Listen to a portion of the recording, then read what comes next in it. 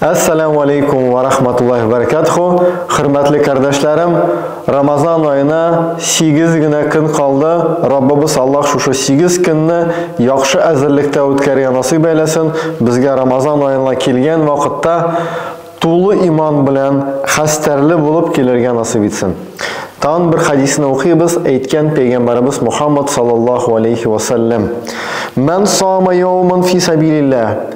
Kim Allah yolunda bir gün uraza tutsa, zahzahallahu vajhahu anin nari bizalikal yawmi 70 kharifa.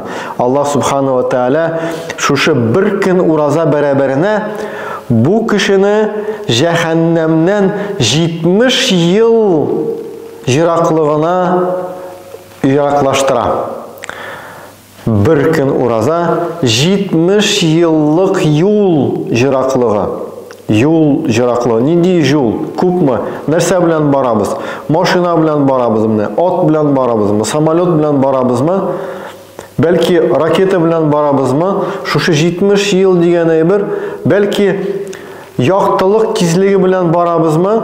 Yaktılık tizliği bilen barsan cemaat bu bula 10 trilyon kilometre. Başka da sıymaytır insanlar. Lakin biz etik jeyeo baratırgan yolunu göz aldığına alık.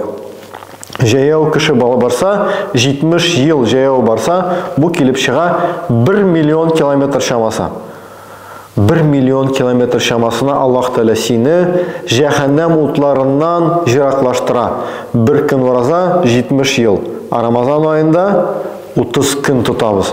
30 günde Subhanallah 30 milyon kilometre jiraklığına Allah Teala seni cehennem otlarından jiraklaştıra. Allah Teala barımızga da nasip etsin.